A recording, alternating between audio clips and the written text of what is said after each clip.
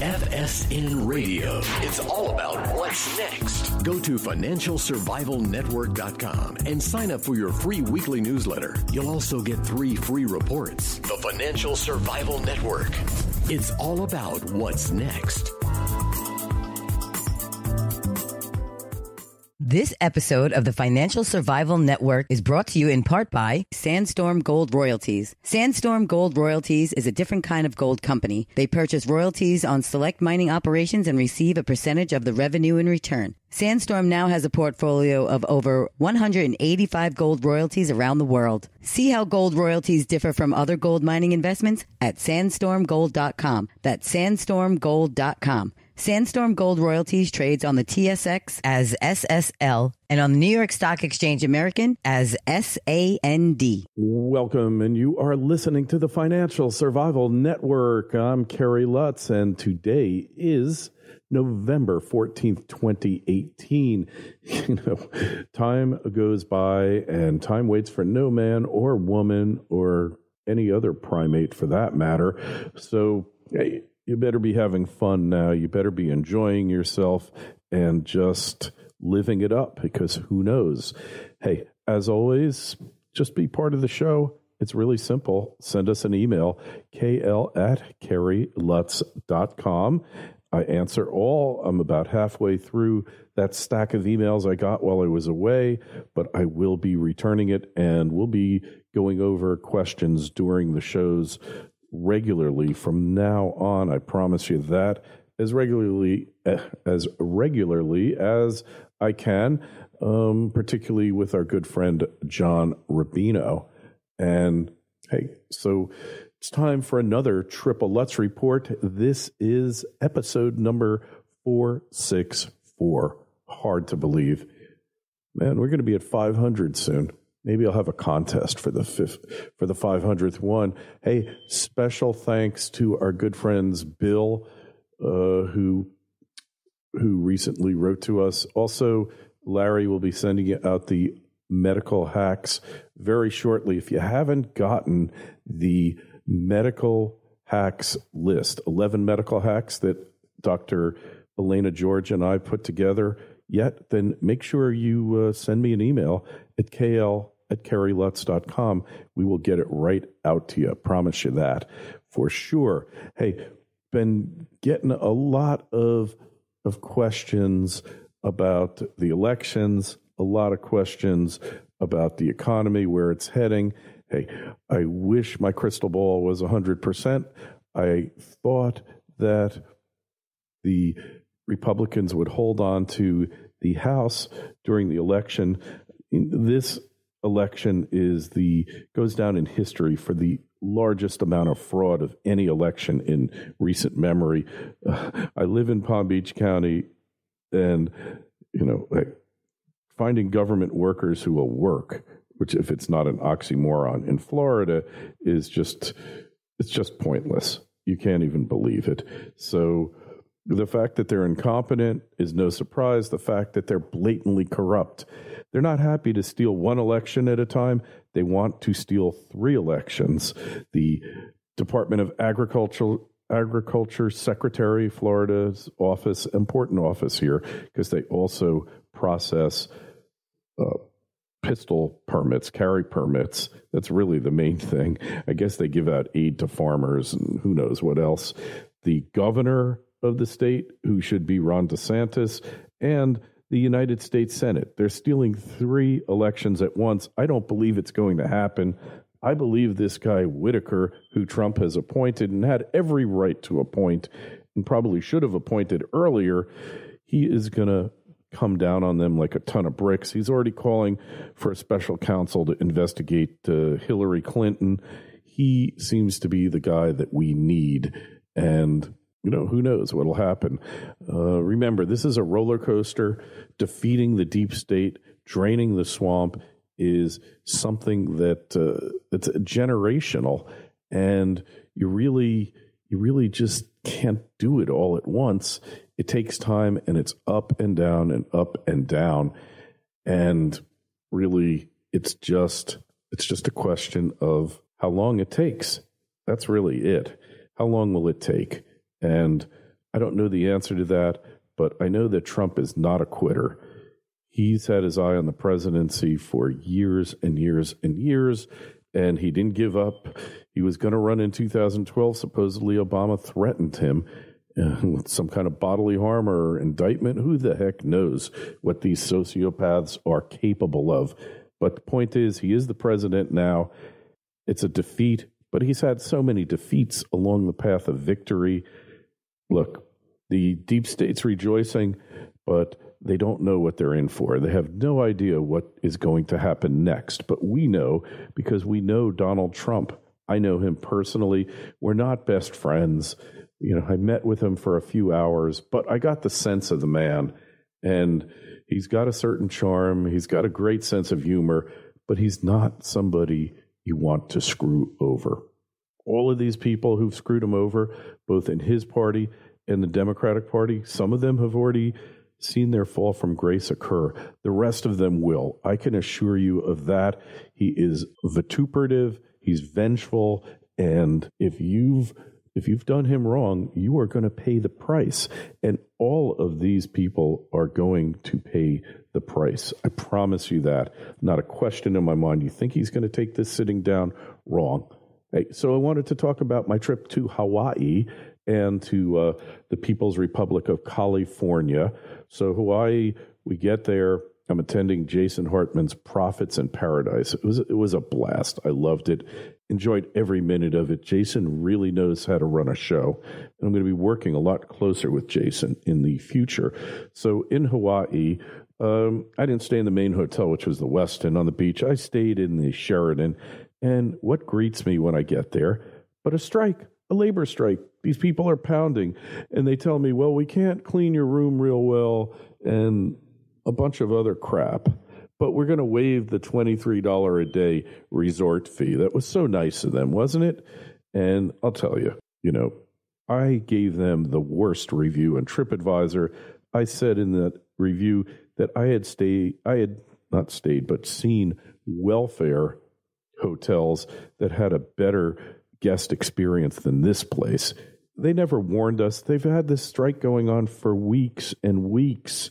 And you know what? It just really blew me away that they could treat their guests this way. It's just wrong. And basically, I'm through with these guys. I gave them the worst review, and my review has already gotten 700 views, believe it or not.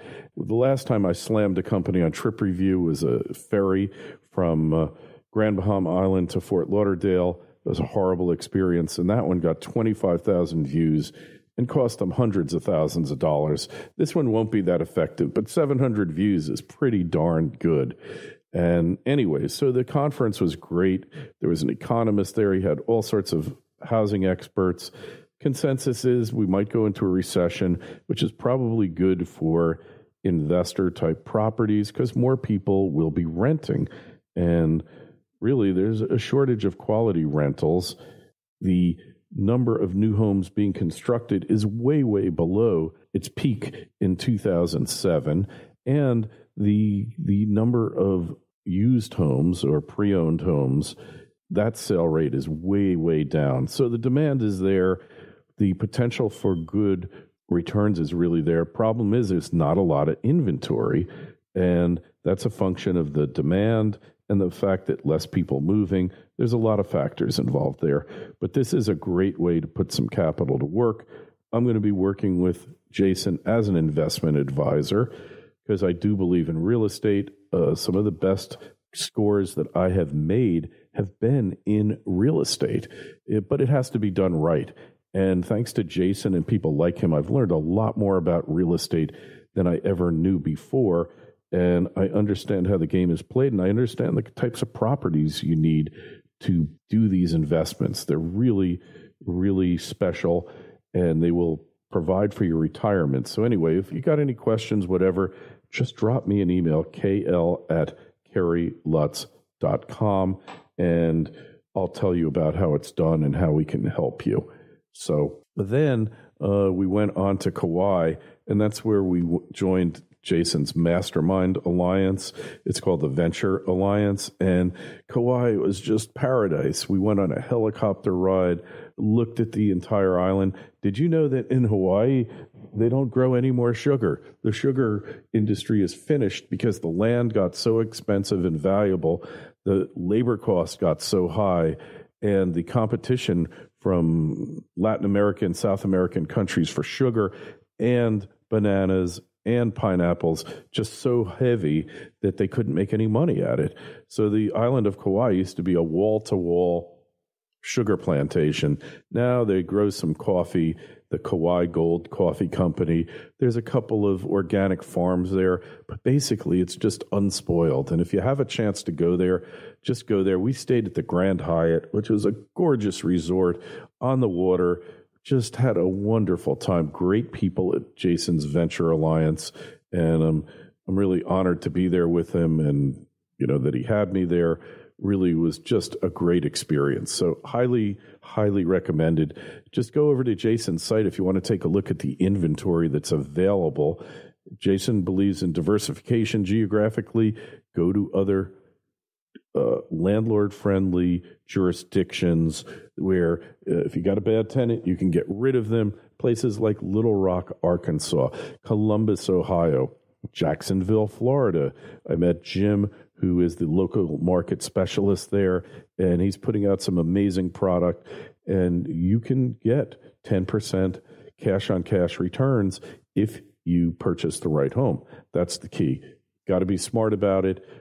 This is an elevated market, but it looks like it's going to come down. It looks like the appreciation phase of the market is rapidly ending. So could be a great opportunity, especially if you got profits in the market. I mean, if I was in the position of holding large paper profits, I'd think about taking them very shortly. And I'm not telling you to. I'm not a certified financial advisor. Anyway, so then I went afterwards. We finished up. It was a kind of sad parting with all these people I'd been with for over a week. So went to California. I needed to take my California Realtors exam, and that was a blast. I studied for it for about 2 weeks before. But where I was in Woodland Hills, right behind the Malibu fires, and they were frightening, I'll tell you. I had trouble breathing in the hills. I literally was 2 miles away from where the place was burning down. When you looked up in the sky, and I'll try to post this on the site, you saw a cloud, a brown cloud over the mountains, and that was the fires burning out of control. They still are, some of them. This was Southern Cal. This was the Woolsey fire. And at night, you would see these huge flames off the mountains. You could see the flames coming off. It was scary. And not like I was in any danger, but where I was staying at my friend's house, I could have been called upon to evacuate at any time. President Trump was critical of California's forest management. He should also be critical of the federal forest management. Because of the environmental garbage and endangered species that don't exist anymore, logging, forest management in California has kind of come to an end. Less than half the number of employees 20, 30 years ago who were working in the forestry industry are working there now. The only way you can properly manage forest is allowing responsible logging from the paper industry and the wood industry. As a result, we don't harvest enough wood anymore because of the environmental wackos. Therefore, the stuff overgrows. They won't let them do controlled burns. There's not enough government workers to do this. A large part of a forestry company, a paper company like International Paper or Kimberly-Clark, what they do is not just cut trees down, but trim the forest, get rid of the fuel, the kindling, and thereby cut down on the number of fires. What we're seeing now has nothing to do with climate change. It has everything to do with irresponsible management and an extreme environmentalism brought to an end.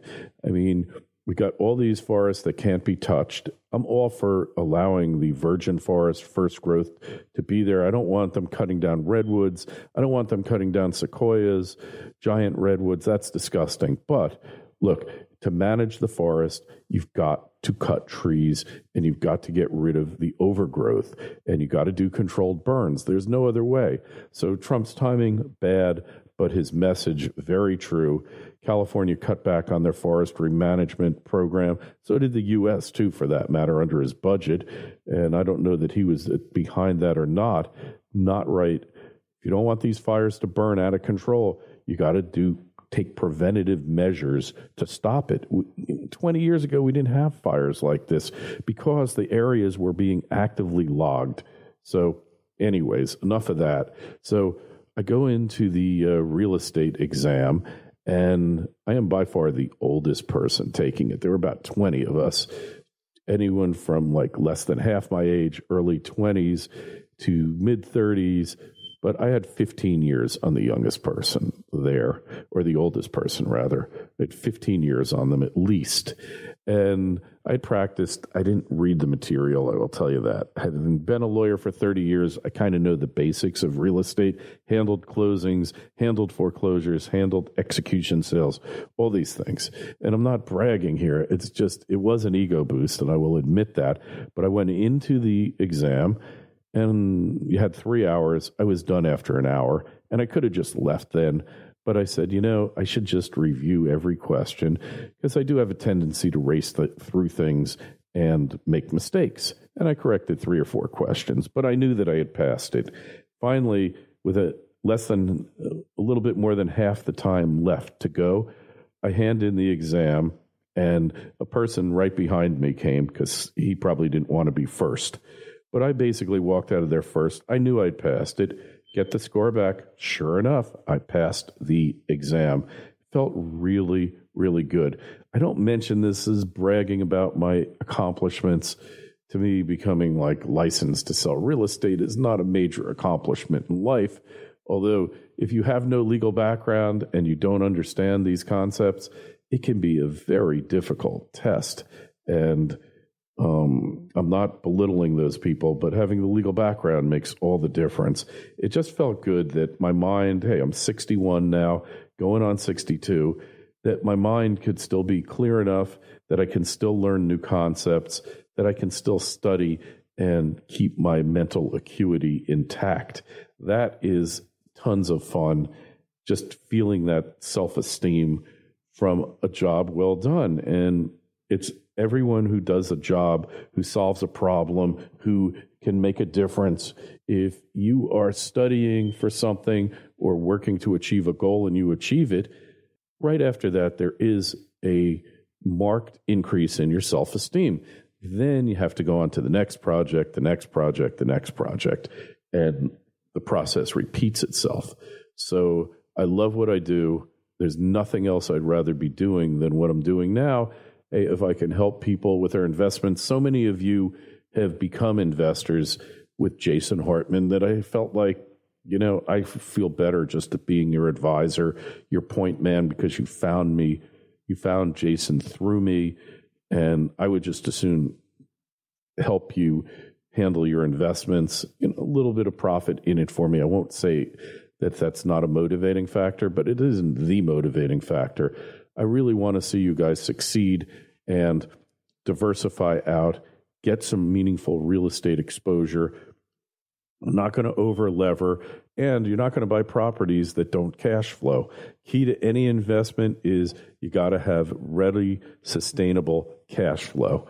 Otherwise, anything else that doesn't give you a fixed rate of return or a stable rate of return will wind up being speculation. And that's the difference between investment and speculation. So a couple of questions here we should definitely get to. So David writes, and really interesting letter, David G. I listen to your podcast often, and I very much appreciate all that you do. I want to disagree with you and many out there on China/trade situation. I think this is a significant point that most don't seem to acknowledge. Trump's rhetoric about the U.S. losing jobs to China is true, but it is not in large part due to U.S. manufacturers. But is it not? due in large part to U.S. manufacturers that decided to move their manufacturing offshore or adding manufacturing offshore to reduce costs. Also in the case of NAFTA. Additionally, these same companies have given China their intellectual properties freely to gain access to the Chinese markets. So additionally, you mentioned that we've been in a trade war with China for 20 years, but I would argue that, again, big business in the U.S. has made hay by offshoring. This is very true. And he says kudos to Trump for trying to do something about this, trying to bring back manufacturing and lower the trade deficit. Like, I'm not overly concerned about the deficit, although we need to be, because it will eventually break the currency and the country. And that's what's been happening. Look, it's not right for any country to hold their market at ransom, the price of which is giving up your intellectual property so that they can appropriate it and use it for things to do you in and the country. Okay, we've been in this economic war, but our big companies have, in search of profits, will always sell out the country, whether it's selling armaments to our enemies, happened throughout history. Big business doesn't care about the country. Big business is transnational, and they view it as their God-given right to maximize profits in any way possible, regardless whether it hurts the U.S. or helps China. They don't care. On the other hand, I won't deny that big business here has gone out of their way to fail, especially in Detroit. The auto industry, often made substandard products much better as of late. The auto industry has done major harm to itself. And labor union fraud, overtime fraud, clocking in when you're not really there, all these things have helped throw the auto industry to the wolves. So Trump demanding reciprocity, but, I'm free trade. I'm a free trader. But we didn't have free trade. We have never had free trade. So if we don't have free trade, what do we have? And what we have is this thing of negotiated trade agreements, all right, that express as their intent to further free trade. But in reality, there's no free trade here. Let's face the facts. Free trade does not exist. In any event, that is it for this show. Questions, comments, just email me, kl@kerrylutz.com. By the way, we're going to be switching our podcast server. You're not going to notice it, but it's going to be great for us. It's a very much streamlined interface, much better than what we've been doing here. And you should be happy with the result. If you want to subscribe to the podcast, and that's what you're listening to now, you could do it through iTunes. Just go to the iTunes store and search Kerry Lutz or Financial Survival Network. I will come up. You could subscribe to Viral Podcasting too. Don't forget our good friend David Morgan's show, The Morgan Report. We produce that for him.